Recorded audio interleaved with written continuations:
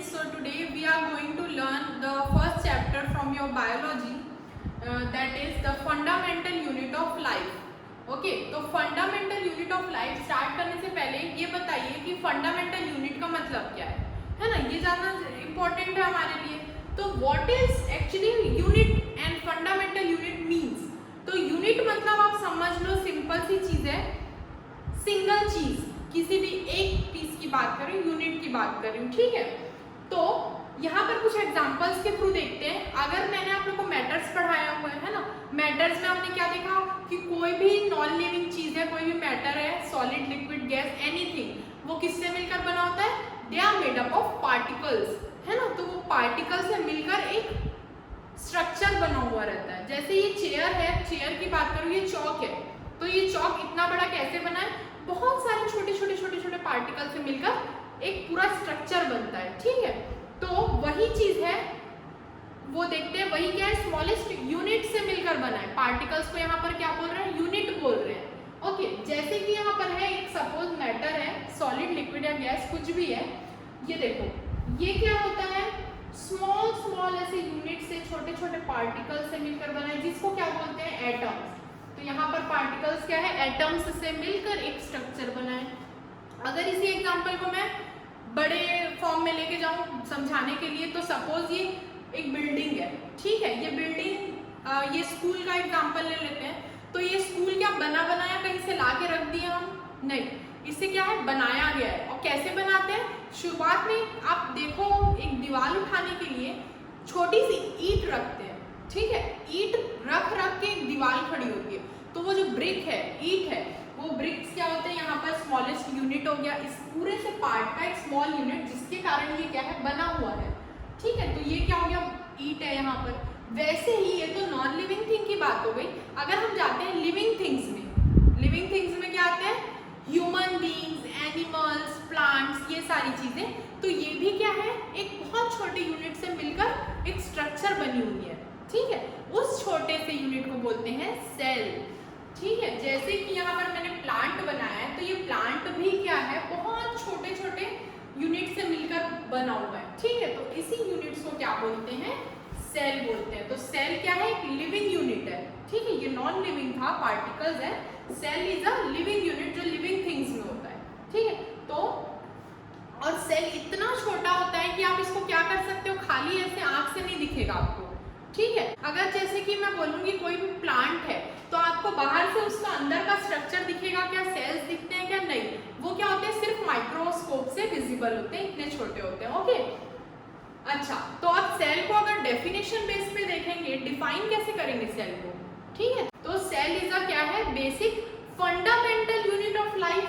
इसका डेफिनेशन यहीं पर आ गया। फंडामेंटल यूनिट ऑफ लाइफ क्या होता है? सेल होता है।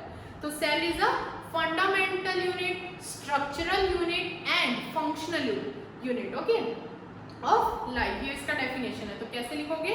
It is a structural unit and functional unit of life, cell. Structural unit का मतलब एक बड़े से स्ट्रक्चर का यूनिट है। फंक्शनल यूनिट मतलब इसी के कारण सारे जो काम होते हैं बॉडी में, जो प्लांट्स एंड एनिमल्स में जो सारे फंक्शंस होते हैं, वो इसके लिए रिस्पॉन्सिबल कौन होता है? सेल होता है। इसलिए इसको फंक्शनल यूनिट भी बोलते हैं, ठीक है। तो इस पूरे चैप्टर में हमें सिर्फ सेल के बारे में स्टडी करना है कि कैसे काम होता है प्लांट्स में, एनिमल्स में, तो वो देखते हैं, ठीक है। अच्छा स्टूडेंट्स, आप लोग के माइंड में ये आ रहा होगा कि सेल कहाँ से आया? भाई सेल वर्ड कहाँ से आया? सेल कौन डिस्कवर किया? तो उसकी डिस्कवरी के बारे में देख लेते हैं। तो 1665 में 1665 में एक साइंटिस्ट है जिनका नाम है रॉबर्ट हुक। तो इन्होंने क्या किया? एक प्लांट में से कॉर्क सेल को ऑब्जर्व किया, ठीक है। और कॉर्क सेल कहाँ से? मतलब जो ट्री है उसका जो ब्रांच, ट्रंक है, ठीक है, बार्क है, बार्क के अंदर क्या था? Cork cell. इसको उन्होंने क्या किया? ऑब्जर्व किया, ठीक है। तो उन्हें कैसा दिखा? वो क्या पाया उन्होंने? तो सपोज उनको क्या दिया? ऐसा स्ट्रक्चर। वो क्या है? नेकेड आई से तो दिखता नहीं, उन्होंने माइक्रोस्कोप में रखा प्लांट का, ठीक है, और ऐसा स्ट्रक्चर उन्हें दिखा, स्मॉल स्मॉल, ठीक है, बहुत सारे। तो ये क्या है? इसको उन्होंने मतलब कि क्या बोला? लेट लैटिन में इसको सेल बोला। ये बेसिकली क्या है, स्मॉल रूम्स, स्मॉल कंपार्टमेंट्स है, छोटे छोटे रूम्स है समझो। उसी वर्ड को इन्होंने लैटिन में दे दिया नाम सेल। इसी को क्या बोला उन्होंने, सेल नाम दिया। ठीक है, इसकी डिस्कवरी के बाद ये भी पता चला कि कुछ ऑर्गेनिजम्स, लिविंग ऑर्गेनिज्म ऑब्वियसली, कुछ ऑर्गेनिजम्स ऐसे भी होते हैं जो सिर्फ एक सेल से बने होते हैं। ठीक है, सेल बहुत सारे सेल से हमारा स्ट्रक्चर बना है, लेकिन कुछ ऑर्गेनिज्म ऐसे भी हैं जो सिर्फ एक सेल से बना होता है। ठीक है, तो उसको क्या बोलते हैं, यूनिसेल्यूलर। क्या बोलते हैं, यूनिसेल्यूलर। यूनिसेल्यूलर का मतलब होता है सिंगल सेल, यूनि मतलब वन, तो जो एक सेल से मिलकर बना है वो उस ऑर्गेनिज्म को बोलते हैं यूनिसेल्यूलर। एग्जाम्पल इसका क्या है, सबसे बेस्ट एग्जाम्पल है अमीबा, पैरामीशियम। ठीक है, ये सारे इसके एग्जाम्पल है जो सिंगल सेल से होते हैं, तो यूनिसेल्यूलर ऑर्गेनिज्म बोलते हैं। कुछ सेल्स, कुछ ऑर्गेनिज्म ऐसे हैं जो बहुत सारे सेल से मिलकर बने हैं, जैसे प्लांट्स, एनिमल्स ही है, तो इनको क्या बोलते हैं, मल्टी सेल्यूलर। यूनि के जगह यूनि मतलब सिंगल, मल्टी मतलब मेनी। तो बहुत सारे सेल से जो मिलकर बना है वो क्या है, मल्टी सेल्यूलर। इसके एग्जाम्पल क्या क्या है, फंगाई, ठीक है,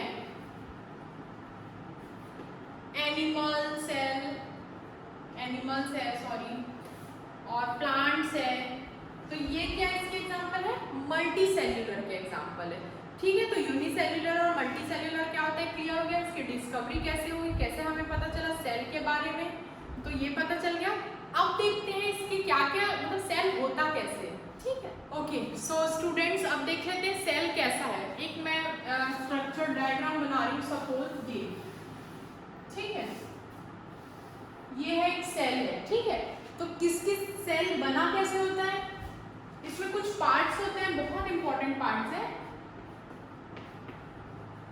प्लाज्मा मेम्ब्रेन, ठीक है, इसको और क्या बोल सकते हैं, सेल मेम्ब्रेन, प्लाज्मा मेम्ब्रेन या सेल मेम्ब्रेन।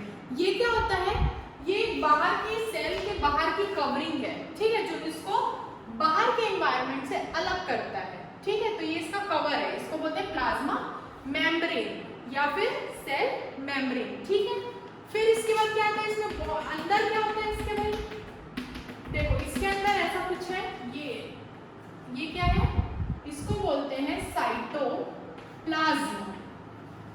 ठीक है, साइटोप्लाज्म का क्या मतलब होता है, साइटो का मतलब होता है सेल। ठीक है, प्लाज्म क्या है, प्लाज्म का है यहाँ पर मतलब प्लाज्मा, और प्लाज्मा क्या होता है, एक जेली लाइक लिक्विड होता है, फ्लूइड। ठीक है, तो ये क्या है, फ्लूइड है, ये जो जेली जैसा रहता है। ठीक है, तो देखो ये क्या हो गया, प्लाज्मा मेम्ब्रेन हो गया, जिसको सेल मेम्ब्रेन भी बोलते हैं, जो जिसका काम क्या है, बाहर के एनवायरनमेंट को अलग, बाहर के एनवायरनमेंट से इसको अलग करना है। इसके अंदर एक जेली लाइक लिक्विड भरा हुआ है जिसको बोलते हैं साइटोप्लाज्म। ठीक है, फिर सबसे इंपॉर्टेंट चीज इसमें क्या होती है, सेंटर में होता है सेल के न्यूक्लियस। आप लोगों ने केमिस्ट्री में भी पढ़ा होगा न्यूक्लियस, है ना।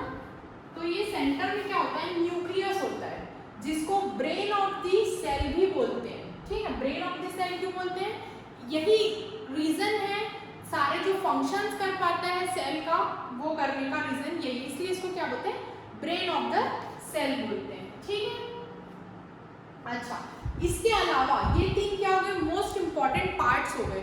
इसके अलावा बहुत सारे पार्ट्स होते हैं, जैसे वैक्यूल ले लो, ठीक है, माइटोकॉन्ड्रिया होता है। ठीक है, तो ये सारे जो पार्ट्स है ये भी बहुत इंपॉर्टेंट है सेल्स का फंक्शन कराने के लिए। इन तीनों के अलावा जितने भी अंदर और भी पार्ट्स होते हैं, ठीक है, उनको बोलते हैं सेल ऑर्गेनल्स। क्या बोलते हैं उनको, सेल ऑर्गेनल्स। तो जो भी तीनों के अलावा पार्ट्स है they are called as cell organelles. इसके अंदर क्या क्या है, गोल्गी अपैरेटस, वैक्यूल, माइटोकॉन्ड्रिया, ये सारी चीजें हम आगे देखेंगे। ठीक है, अब थोड़ा इनके फंक्शंस को देख लेते हैं कि इनका काम क्या होता है। भाई स्टूडेंट्स, इनका फंक्शन देख लेते हैं क्या है। प्लाज्मा मेम्ब्रेन, प्लाज्मा मेम्ब्रेन मैंने बताया। ठीक है, ये इसको क्या, ये क्या होता है, सेमी परमिएबल। प्लाज्मा मेम्ब्रेन और सेल मेम्ब्रेन ये क्या होते हैं, सेमी परमिएबल।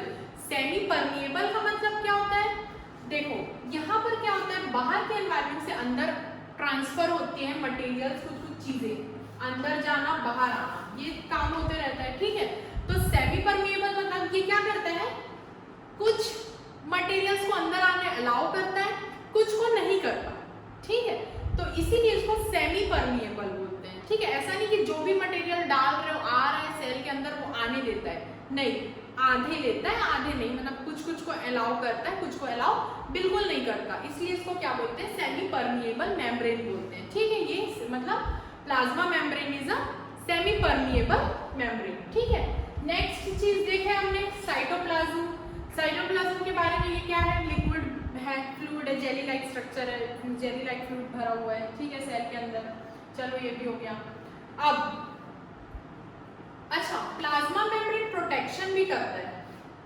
ये जो प्लाज्मा मेम्ब्रेन है ये अगर किसी भी चीज को कवर, अब सिंपल सी चीज देख लो, फोन है आपका, ठीक है, फोन को मैं कवर नहीं लगा रही हूँ, फोन में अगर गिरा तो वो क्या होगा, टूट जाएगा, राइट। तो फोन को बचाने के लिए बाहर से क्या करते हैं, कवर देते हैं उसको, वही कवरिंग ये है सेल के लिए। कवर लगाओगे फोन को तो फोन सेफ है। सेल में ये मेम्ब्रेन क्या करता है, कवर करता है, सेल वॉल होता है वो उसको क्या करता है, प्रोटेक्शन देने का काम करता है। तो सेल वॉल वगैरह जो है वो फोन के कवर के जैसे काम कर रहा है, सेल को प्रोटेक्ट करने का काम कर रहा है, राइट। अच्छा, अब नेक्स्ट थिंग, सेल ऑर्गेनल्स तो बाद में देखेंगे, बहुत इंपॉर्टेंट है ये भी, इसके अंदर बहुत सारे पार्ट्स है। सेल ऑर्गेनल्स मतलब बहुत सारे पार्ट्स हैं, ठीक है।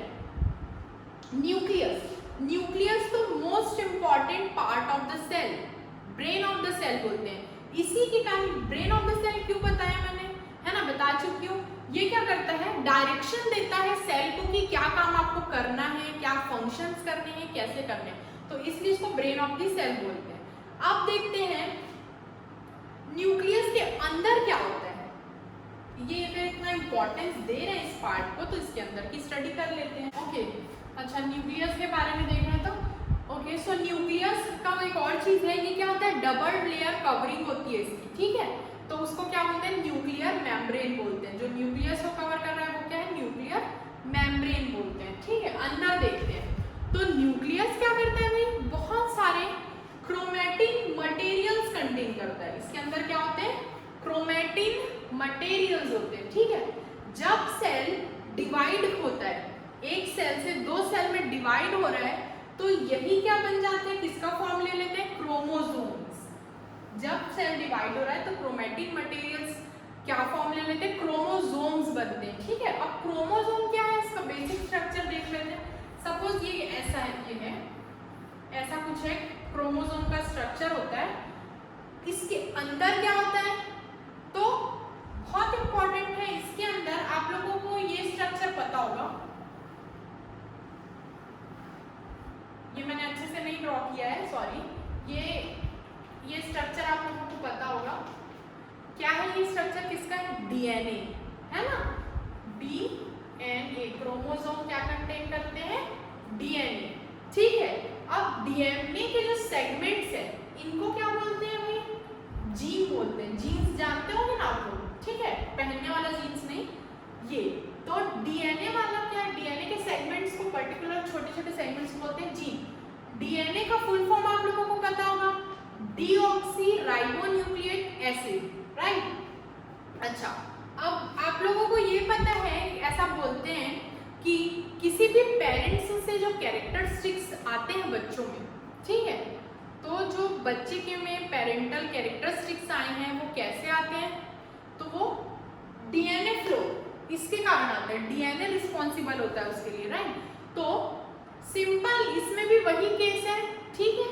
जैसे कि न्यूक्लियस का सेल डिवीजन हो रहा है, न्यूक्लियर डिवीजन हो रहा है, ठीक है। न्यूक्लियस दो पार्ट में डिवाइड हो गया, तो ये जो डिवीजन हुआ, फिर क्या होता है, न्यूक्लियर डिवीजन के बाद सेल डिवीजन होता है, क्योंकि ये इंपॉर्टेंट चीज है। तो सेल का डिवीजन, सपोज ये एक सेल है, ठीक है, फिर ये यहाँ पर एक न्यूक्लियस है, इसका डिवीजन हो रहा है, तो सबसे पहले न्यूक्लियस का डिवीजन हो गया, फिर वो धीरे से क्या हो जाते हैं, सेल डिवीजन हो जाते हैं, ठीक है। जिसमें डीएनए क्या कंटेन करता है, फंक्शनिंग कैसे करनी है, ऑर्गेनाइजिंग, कंस्ट्रक्शन, ये सारे इंफॉर्मेशन कंटेन करके रखता है, ठीक है। तो यहाँ पर होते हैं सारी इंफॉर्मेशन, ठीक है। तो एक से क्या हो गया दो, मतलब कि क्या, जैसे कि पेरेंट्स से चाइल्ड में उसके कैरेक्टरिस्टिक जाते हैं, वो डीएनए फ्लो के कारण होता है। बस यही है न्यूक्लियस मोस्ट इंपॉर्टेंट पार्ट है, ठीक है।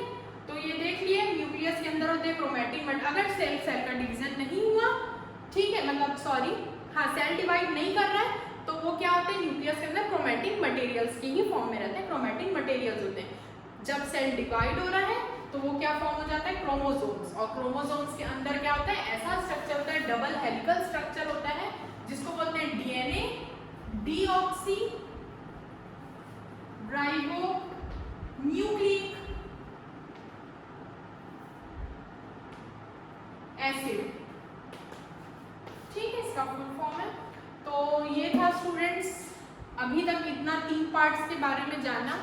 अब देखेंगे आगे हम सेल ऑर्गेनल्स, सेल का shape, eukaryotic, prokaryotic cells, animal cells, plant cells, उनमें डिफरेंस क्या क्या होते हैं। तो ये सारे टॉपिक आगे कवर करेंगे। आप इतने का नोट्स बना लो और इसको बुक से एक बार स्टडी करना, ठीक है। और जो मेन पॉइंट्स मैंने बताए हैं, जो बुक से आपको इंपॉर्टेंट पॉइंट्स लग रहे हैं, आप उसको पॉइंट वाइज नोट्स बनाओगे और पढ़ाई करोगे, राइट।